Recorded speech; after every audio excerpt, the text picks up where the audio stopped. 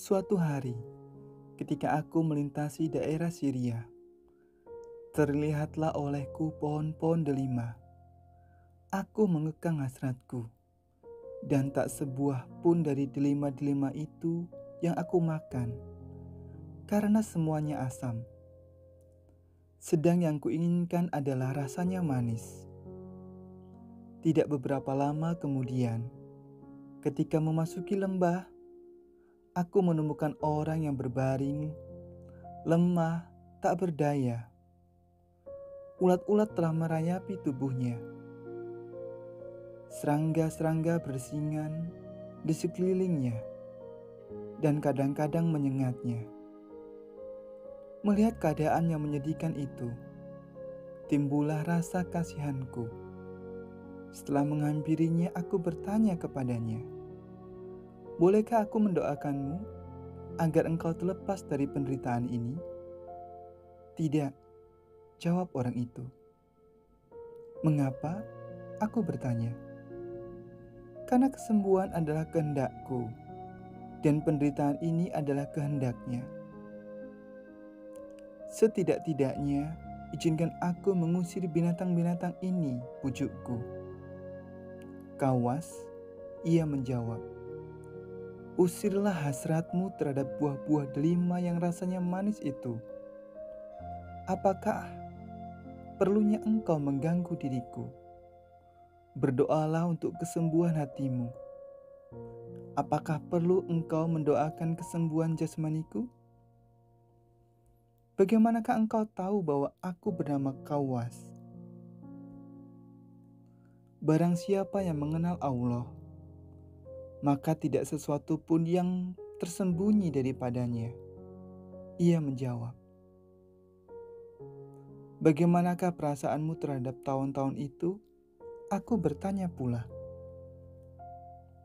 "Selama tawon-tawon atau serangga ini telah menyengat tubuhku dan ulat-ulat ini menggerogoti tubuhku, aku merasa bahagia," jawabnya.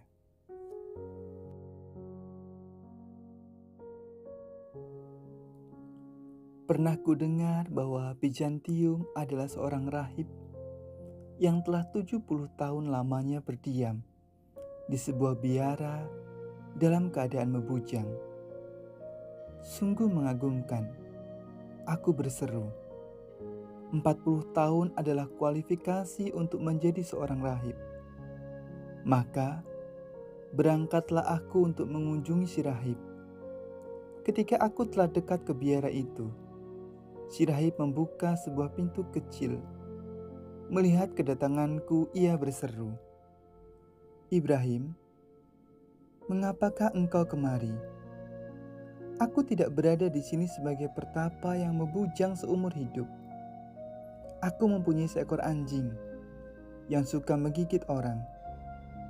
Kini, aku sedang mengawasi anjingku itu dan mencegahnya apabila hendak menyerang manusia. Jadi, aku bukanlah seperti yang engkau persangkakan."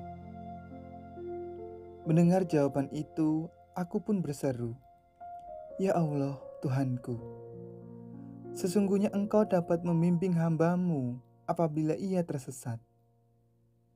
"Ibrahim," rahib itu menegurku, "sampai kapankah engkau hendak mencari-cari manusia?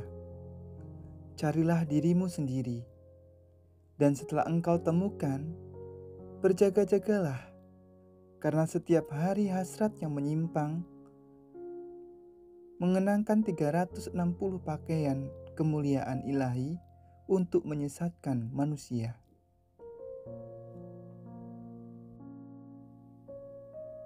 Pada suatu hari, di tengah padang pasir, aku sampai ke sebuah pohon di tepi sebuah mata air. Tiba-tiba, seekor singa yang bertubuh besar muncul dan menghampiriku. Aku berserah diri kepada Allah. Setelah dekat, barulah aku tahu bahwa singa itu berjalan terpincang-pincang. Binatang itu merebahkan dirinya di hadapanku. dan mengerang kesakitan. Setelah kuamati, ternyata kakinya bengkak dan bernanah. Kuambil sepotong kayu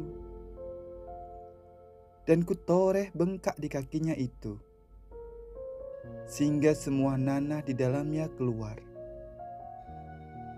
Kemudian, dengan secarik kain, kaki singa itu kubalut.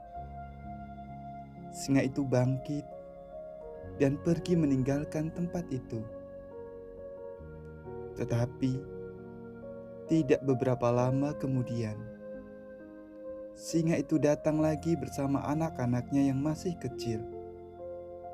Sambil mengibas-ibaskan ekor, mereka mengelilingiku. Mereka membawa sepotong roti yang kemudian mereka taruh di hadapanku.